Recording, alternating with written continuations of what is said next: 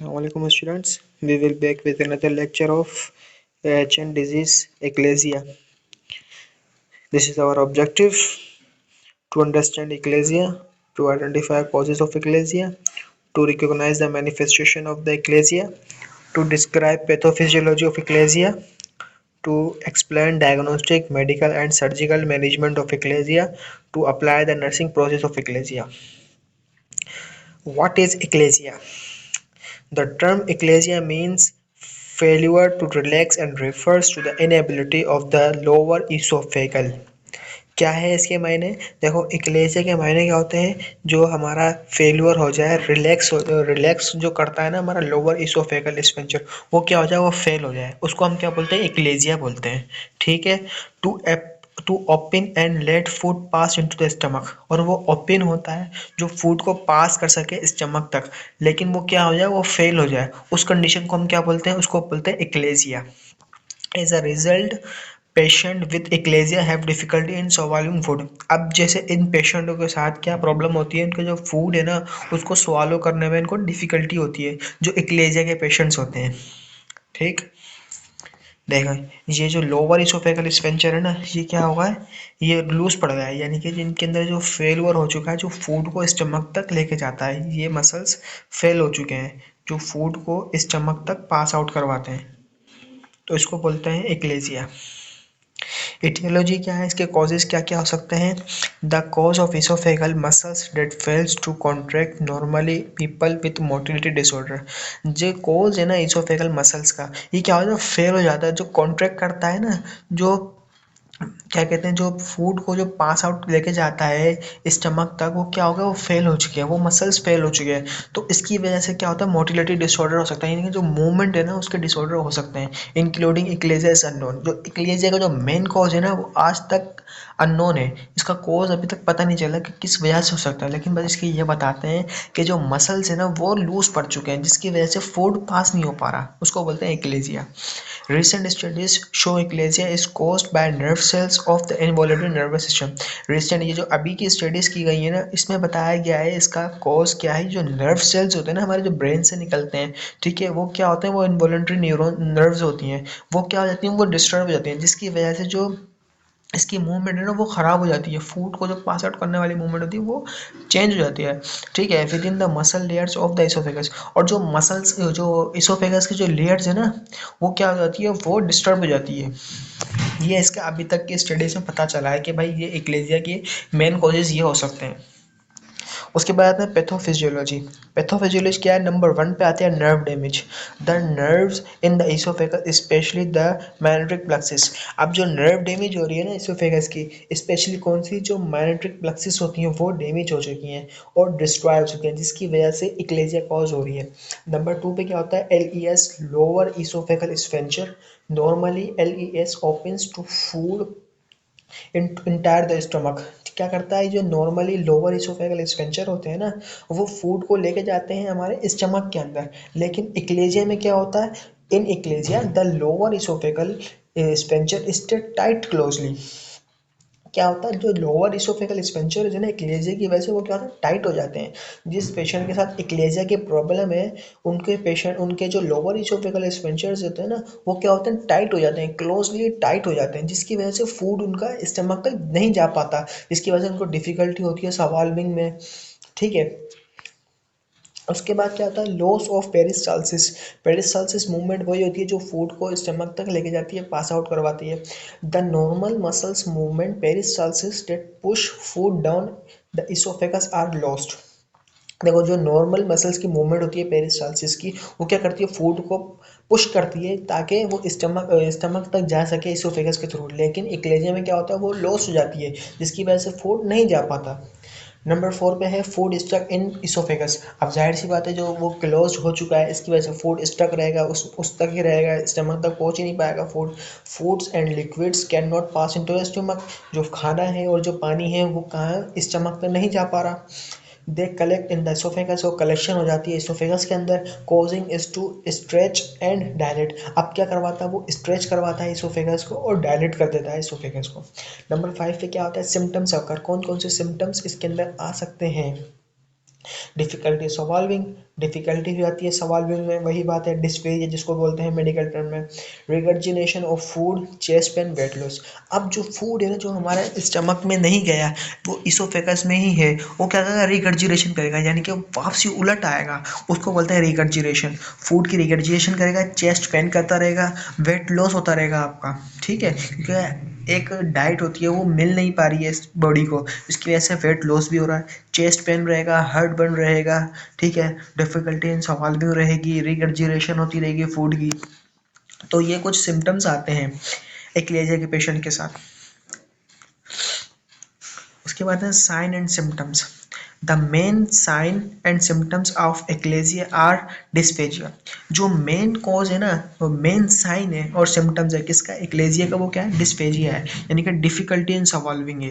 रिगर्जिनेशन of undigested food, रिगर्जिनेशन होगी food जो undigested है, जो फूड डाइजेस्ट नहीं हो सकता, ठीक है। चेस्ट पेन रहेगा बिहाइंड द स्टर्नम, जो आपका स्टर्नम है ना उसके बीच में जो है ना आपके पास पेन रहेगा, इनके अराउंड में पेन रहेगा, आपका चेस्ट पेन रहेगा। Weight loss usually in the range of 5 to 10 kgs। आपका जो वेट है ना मैक्सिमम कितना और मिनिमम कितना, 5 to 10 kgs तक आपका वेट लॉस हो जाएगा। Coughing and lying in a horizontal position. अब जब आप सीधे खड़े हुए होंगे उस टाइम पे आपको क्या करेगा, ये कफिंग करवाएगा, ठीक है। एस्पायरेशन, यानी कि फूड जो है ना आपका बाहर आता रहेगा, ठीक है, सांस के थ्रू। डायग्नोसिस, इसका क्या डायग्नोसिस, किसके थ्रू इसको हम डायग्नोस कर सकते हैं। 3 test are most commonly use to diagnose and evaluate a solving problems. इसके 3 मेन टेस्ट होते हैं जिससे हम इसको डायग्नोस कर सकते हैं सॉल्विंग प्रॉब्लम, यानी कि जो डिस्क्लेजिया की प्रॉब्लम है ना उसको हम डायग्नोस कर सकते हैं। बेरियम सवाल्वो, सबसे पहला होता है बेरियम सवाल्वो। बेरियम सवाल्वो क्या होता है, हम एक्सरे करवाते हैं, उसके लिए हम एक लिक्विड पिलाते हैं पेशेंट को, ताकि जो उसकी जो जहाँ पे प्रॉब्लम है ना वहाँ पे जाके वो अटैच हो जाता है वो लिक्विड, और वहाँ पे जो है ना एक पिक्चर क्लियर कर देता है, ताकि पता चल सके कि भाई इसको ये पेशेंट को ये प्रॉब्लम है, और बिल्कुल साफ क्लियर पिक्चर आ जाती है। The patient swallows a barium preparation liquid और आइदर फॉर्म, इसको हम लिक्विड की तरह फॉर्म में पिलाते हैं पेशेंट को। And it's movement through the oesophagus, उसकी जो मूवमेंट होती है ना उसको लिक्विड की, वो क्या होती है, इसोफेगस के थ्रू आ जाती है। Is evaluating using X-ray. अब इसको क्यों यूज़ करते हैं, ताकि हम एक्सरे की क्लियर पिक्चर इस्तेमाल कर सकें, ठीक है। नंबर 2 पे आती है endoscopy. A flexible narrow tube called an endoscope is passed into the stomach esophagus। अब क्या होता है, एक फ्लेक्सिबल यानी कि लचकदार जो है ना हम एक ट्यूब पास करते हैं, एंडोस्कोपी जिसको बोलते हैं, एंडोस्कोप ट्यूब बोलते हैं, वो पास करते हैं इसोफेगस के अंदर। And project image of the inside of the oesophagus on to the screen. उसकी वजह से क्या होता है, जो ट्यूब होता है उसके अंदर कैमरा भी लगा हुआ होता है और वो स्क्रीन के अंदर चल रही होती है, ठीक है। जो बाहर स्क्रीन लगी होती है उस कैमरे के थ्रू हम देख रहे होते हैं कि भाई इसके साथ ये प्रॉब्लम आ रही है, ये एंडोस्कोपी कहलाती है, ठीक है। उसके बाद आती है manometry. The test measures the timing and strength of the oesophageal pump. अब ये मैनोमेट्री में क्या होता है, हम जो इसको मेजर करते हैं कितने टाइमिंग में है और कितनी इसकी स्ट्रेंथ है इसोफेगल पंप की। Contraction and lower oesophageal sphincter value wall relaxation. अब क्या करवाता है, जो इसकी जो टाइमिंग पता चलती है कि भाई कितनी देर में ये लोअर इसोफेगल एक्सपेंचर वॉल जो है वो रिलैक्स हो रहे हैं और कॉन्ट्रैक्ट हो रहे हैं, इससे हमें पता चलता है मैनोमेट्री से। कॉम्प्लिकेशन ऑफ इक्लेजिया, कॉम्प्लिकेशन कौन कौन सी हो सकती है इक्लेजिया की। The complication of achalasia include weight loss. सबसे पहला कॉम्प्लिकेशन कौन सी होती है, वेट लॉस की होती है। नंबर 2 पे होती है नमोनिया की। नंबर 3 पे होती है इसोफेगाइटिस, इसोफेगस में इन्फ्लेमेशन, इसोफेगल कैंसर हो सकता है, ठीक है, एक्लेजिया की वजह से।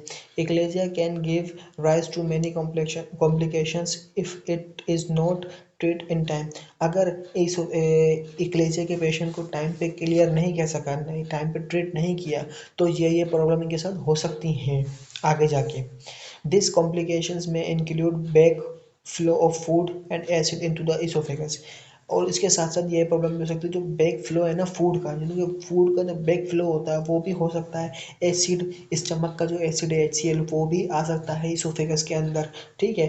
If the food items entire into the lungs, अगर आपका जो है फूड आइटम है लंग्स में चला जाए वो करवा सकता है problem. It can be cause a pneumonia, जो नमोनिया हो सकता है उसके अंदर। Sometimes a tear may occur in the oesophagus to.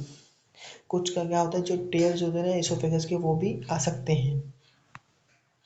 Nursing diagnose, अब इसका नर्सिंग डायग्नोज कैसे बनाते हैं? Dysphagia difficulty in solving related to a peristalsis, यानी कि एब्सेंस है पेरिस्टाल्सिस मूवमेंट, यानी कि डिस्फेजिया हो गया डिफिकल्टी इन सॉल्विंग, निगलने में इसको प्रॉब्लम हो रही है, रिलेटेड किससे कर रहा है ये? ए पेरिस्टाल्सिस, यानी कि एब्सेंस है पेरिस्टाल्सिस मूवमेंट नहीं है। नंबर 2 डायग्नोज कौन सा है? Back flow of food related to narrowing of oesophageal hiatus. अब क्या हो रहा है? बैक फ्लो हो रहा है किसका? उसका नैरो ट्यूब का, जो ट्यूब है ना इसोफेगल की, ठीक है, वहाँ पे क्या हो रहा है? बैक फ्लो हो रहा है। अब हाइटस किसको बोलते हैं? जो इसोफेगस के अंदर, जो एक डायफ्राम के अंदर जो है ना इसोफेगस को स्टमक से मिलाने के लिए एक होल होता है, जो है ना क्या कहते हैं, नेचुरली होल होता है, उसको हम बोलते हैं हाइटस। तो उन दोनों के बीच में क्या होता है? नैरो ट्यूब हो जाती है, पतली ट्यूब होती है, जिसकी वजह से फूड बैक फ्लो कर जाता है, वापसी हो जाता है। अब आप एक काम करें, किसी भी पाइप को पकड़ के, ठीक है, बीच में से दबा दें, तो क्या होगा? पानी जो है ना वापसी बैक करेगा, ठीक है, ऐसे ही इसके साथ होता है। तो ये प्रॉब्लम आती है। Heartburn related to relax of food, heartburn रहता है, ठीक है, इसकी वजह से रिफ्लेक्स करता है हमारा food.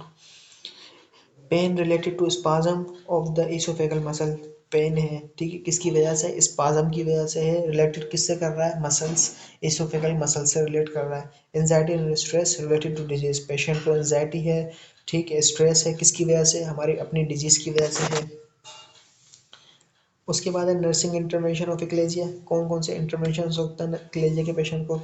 The nurse works with the patient and family to explore diet and lifestyle modification that will best control this dysphagia which is prominent in achalasia. अब क्या करना है? नर्स को जो है ना पेशेंट की या फैमिली को ऐसे डाइट बतानी है जिसकी वजह से जो पेशेंट का जो डिस्पेजिया की प्रॉब्लम है वो हल हो सके, यानी कि जो एक्लेजिया की education begins with careful assessment of the scope of dysphagia, which includes the following: solving ability with liquids versus solids। अब मुझको जो बताना है कि भाई आप किस तरीके से फूड को ले हुए, ठीक है, एबिलिटी है आप में कि आप लिक्विड ले रहे हो या फिर सॉलिड ले रहे हो, हमें उसको बताना है, ठीक है। Response to food of different textures and temperature, response देखना है उसका फूड का कि भाई कैसा है, आपको जो है ना टेक्सचर कैसा पता चल रहा है या फिर टेम्परेचर कितना है ये फूड का, ये आपको पता चल रहा है कि नहीं पता चल रहा है, ये हमें उसको पेशेंट को इंटरवेंशन करते वक्त देना है, ठीक है। वेरिएबिलिटी ऑफ द डिस्फेजिया, कैसी वेरिएबिलिटी है डिस्फेजिया, यानी कि जो निकलने की उसकी जो प्रॉब्लम है वो हल हो रही है या नहीं हो रही है, ठीक है। Response to stress fatigue and other activities, उसका रिस्पॉन्स देखना है, स्ट्रेस देखना है कि इसकी वजह से किसी और एक्टिविटीज़ की वजह से इसके अंदर स्ट्रेस तो नहीं पड़ रहा, यानी कि रिस्पॉन्स कैसा है पेशेंट का, ठीक है। Approaches used by the patient to manage the dysphagia and the degree of success, ऐसी अप्रोच देनी है पेशेंट को ताकि वो मैनेज कर सके डिस्फेजिया को, ठीक है, एंड डिग्री ऑफ सक्सेस, और सक्सेस की तरफ वो जा सके।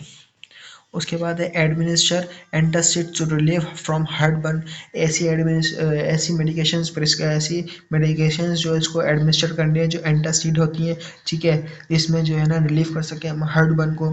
Administrator analgesic to relief from pain, pain relief के लिए हम एनाल्जेसिक दे सकते हैं। Encourage the patient and provide emotional support, patient को इनकरेज करें, ठीक है, ताकि वो इमोशनल सपोर्ट ले सके, ठीक है, उसको इमोशनल सपोर्ट देनी है ताकि वो पेशेंट को एंजाइटी या फिर स्ट्रेस से रिलैक्स रह सके।